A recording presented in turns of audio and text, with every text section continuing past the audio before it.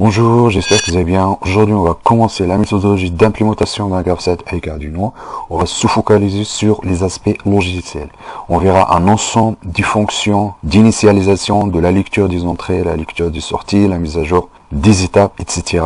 qui vont vous permettre d'implémenter n'importe quel graph set dans une carte Arduino. Donc vers la fin, on va créer une nouvelle bibliothèque Arduino qui va vous permettre d'implémenter un graph set avec la carte Arduino. Dans cette vidéo, on va introduire l'importance de la carte Arduino. Ensuite, on va aborder la fonction d'initialisation. La carte Arduino constitue le noyau de notre automate. C'est grâce à la carte Arduino qu'on peut lire des entrées et générer des actions. Donc, on voit ici, il y a un montage qui va permettre la commande de l'allumage d'une lampe. Donc, on utilise un interrupteur manuel. Donc, on peut automatiser ce système-là en utilisant la carte Arduino pour faire la même opération. Donc l'interrupteur ici, c'est une entrée. Donc on va utiliser un interrupteur, une entrée digitale, puis on va générer une sortie. Donc la sortie là, le signal de sortie va enclencher un contact d'une carte relais pour la mise en marche. Ça peut être un moteur monophasé, ça peut être une charge continue ou bien une charge à courant alternatif. Donc l'idée ici, c'est tout système à commande manuelle peut être automatisé. Donc ça, c'est le premier point à retenir. Le deuxième point à retenir, c'est tout automatisme peut être décrit par un graph set. Donc un graph set, c'est un outil de description des automatismes. Ça, c'est un point hyper important. Et le troisième point, c'est l'objectif de notre méthodologie, c'est tout graph set peut être décrit, peut être implémenté dans une carte Arduino. Autrement dit, la carte Arduino peut être utilisé à la place d'un automate. D'une autre façon, tout programme Arduino peut être décrit par un graph set. Donc la graph set, c'est pas uniquement utilisé, donc on n'utilise pas uniquement le graph set pour la description des automatismes, mais on peut également l'utiliser pour des petites applications. C'est-à-dire, tout programme, ça peut être la commande, par exemple, d'un moteur papa, la commande, par exemple, la commande d'un robot, la commande du drone, etc. C'est-à-dire, au lieu de faire un programme brut, donc on peut utiliser la notion des graph set du moment où on a des entrées et des sorties. Donc entre les deux, on peut utiliser la notion des graph set. Donc on va passer maintenant à la première fonction, c'est la fonction d'initialisation. Donc la fonction d'initialisation, c'est inState. Donc il permet de faire l'initialisation des étapes, l'initialisation des entrées et l'initialisation des sorties. Donc l'initialisation des étapes. Concernant l'initialisation des étapes, donc il doit y avoir une ou plusieurs étapes initiales qui doivent être initialisées à 1. L'ensemble des étapes, ça doit être initialisé à 0. Donc on verra à travers des exemples comment avoir plusieurs étapes initiales qui sont initialisées par défaut. Ça peut être utilisé par la programmation parallèle. Par exemple, si on va implémenter plusieurs graph sets en même temps. Donc on va passer maintenant à la déclaration de la fonction. Donc la déclaration de la fonction prend en entrée le tableau des étapes. Donc une étape, ça peut être activé ou bien désactivé. Donc on a l'état 0 ou bien l'état 1. Du coup, on utilise le type booléen. Donc c'est un type sur un bit, donc il est hyper optimisé. Donc il y a également le nombre d'étapes. Donc le nombre d'étapes, c'est très important. Donc un graph set, il est constitué d'un ensemble des étapes. Par exemple, si on a 20 étapes, 30 étapes, 40 étapes, donc ce paramètre-là, donc la variable va nous dire combien d'étapes dont on dispose. Donc le type Word, il supporte à peu près 2 à la puissance 16 étapes. Donc ici, c'est le tableau qui contient les entrées. Donc ça peut être des entrées tutoriels, c'est-à-dire on a la valeur 0 ou bien 1, ou bien il y a les entrées analogiques. Donc une carte Arduino, il est constitué d'un ensemble du port analogique sur 10 bits.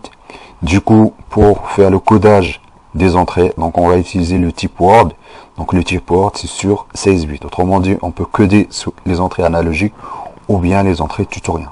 On peut également utiliser deux tableaux. Un tableau pour le codage des entrées tutoriels de type booléen, bool, et un autre tableau pour le codage des entrées analogiques du type Word. Ici, donc, on va utiliser un seul tableau qui va contenir les entrées tutoriels, également les entrées analogiques. Donc ensuite, il y a un autre tableau qui contient les sorties. Donc c'est pareil. Donc les sorties, soit on a des sorties tutoriels, ou bien on a des sorties analogiques en utilisant du convertisseur numérique analogique. Donc la plupart des cartes Arduino, donc ils ne disposent pas d'un convertisseur numérique analogique. Donc on peut utiliser à la place du Word, on peut utiliser un type booléen.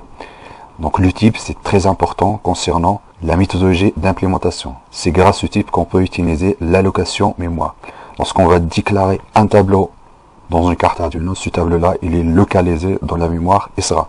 Et toute carte Arduino, donc il a une limitation en termes de mémoire SRAM. Lorsque le nombre d'étapes, par exemple, ça dépasse 1024 ou 512 1024, donc là, on va se poser des questions sur quel type qu'on va utiliser pour les étapes, pour les entrées, pour les sorties. Donc là, c'est une optimisation optimale. Donc on va passer maintenant à la définition de la fonction. Donc on voit ici, donc la fonction, il est constitué de 4 boucles. C'est juste l'initialisation des tableaux. Donc il y a le tableau des étapes, donc on va utiliser false par défaut, autrement dit la valeur 0, sauf l'étape initiale. Donc ici, on va utiliser une seule étape initiale, donc c'est l'étape 0. En revanche, donc on verra dans la suite comment utiliser plusieurs étapes initiales. Donc l'étape initiale est activée par défaut, du coup on va mettre 1. Ensuite, l'initialisation des entrées, soit des capteurs, des détecteurs, là, on va mettre 0 partout. La même chose pour les sorties. Donc, on verra de la suite, par exemple, si on a des entrées qui sont des entrées avec une logique négative, ou bien des sorties avec une logique négative. C'est-à-dire, l'état, par défaut, c'est 1. Au lieu d'avoir 0, on va l'initialiser à 1. On verra dans la suite comment tenir en compte la logique négative des entrées ou bien des sorties. Donc là, on va utiliser un exemple. Donc, dans cet exemple-là, donc l'objectif de l'exemple, c'est juste faire appel à la fonction et afficher les états des étapes. Donc ici, on va définir le nombre d'étapes égal à 5, le nombre des entrées égal à 3, le nombre des sorties égal à 2. Donc ensuite, donc ici, on va déclarer les tableaux. Donc le tableau des étapes, c'est du type booléen, les entrées et les sorties. Donc le type word, c'est exactement pareil que unsigned int.